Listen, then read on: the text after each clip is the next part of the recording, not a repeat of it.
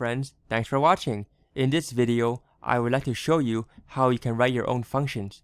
So Python has many built-in functions. For example, it has a function for factorial. Okay, so what is a factorial? Here is an example.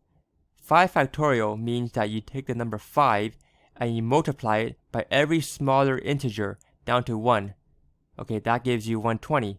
So you can do this in Python using the built-in factorial function in the math library.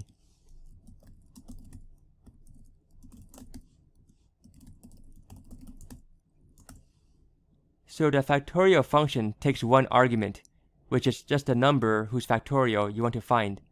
So if I run it, it should give me 120. Okay, yeah, so it gives me 5 factorial is 120. So you can use Python's built-in factorial function, but you could also write your own function, and I'll show you how.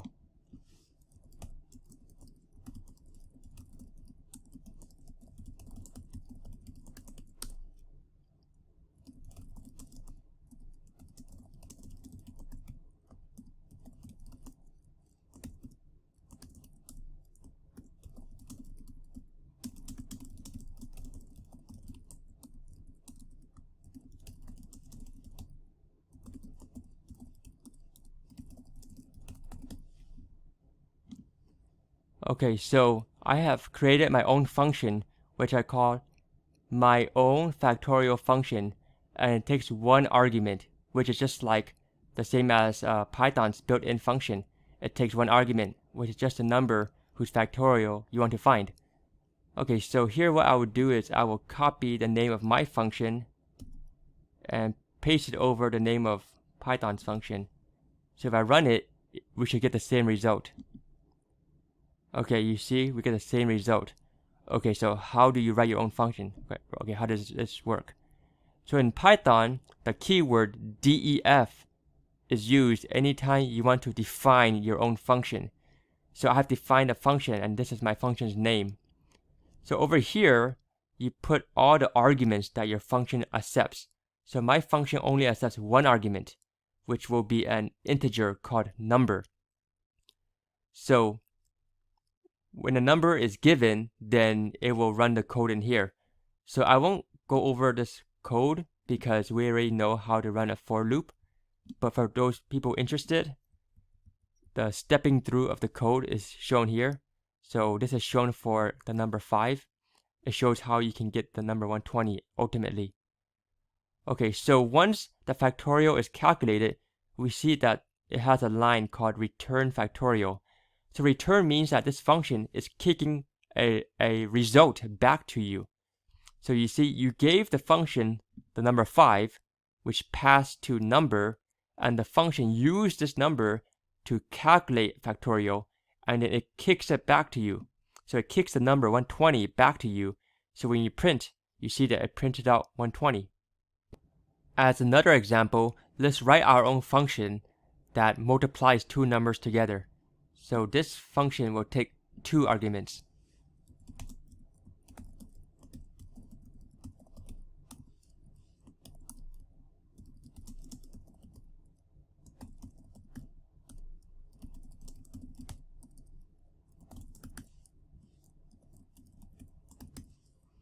Okay, so we created a function that we called multiply, and it takes 2 arguments.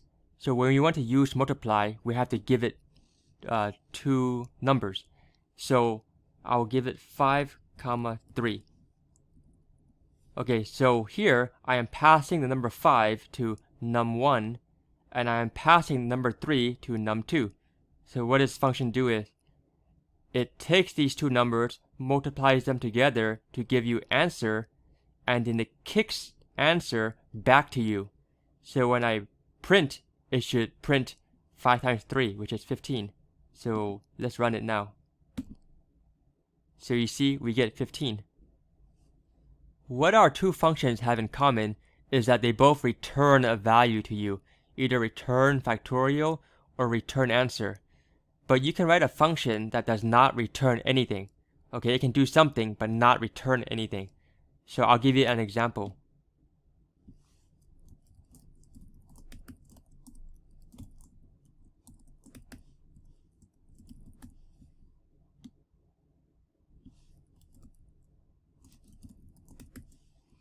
Okay, so I created a function called says hello, and all it does is it prints the word hello to the screen. So if I want to run this function, I just put says hello. So you see it does not take any arguments. Okay, if I run it, you see all it does is print hello to the screen. Okay, the last thing I want to explain to you is what happens when you have some kind of exception. So look at my function. This is my own factorial function. It takes a number. This number has to be an integer because you cannot have a factorial of, like, for example, 3.5. It doesn't work. So let's say someone does it by accident, okay?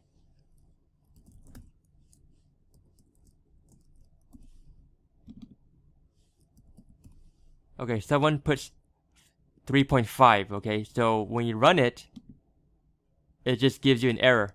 It says the error is that it's a float, right? It's a decimal, and you cannot have a factorial of a decimal, right? It must be an integer. So how do we account for these kind of errors? In the next video, I will show you how to do this. Okay everyone, that's it for this video. I hope you liked it. If so, please like, comment, and subscribe, and I'll see you in the next video. Thank you.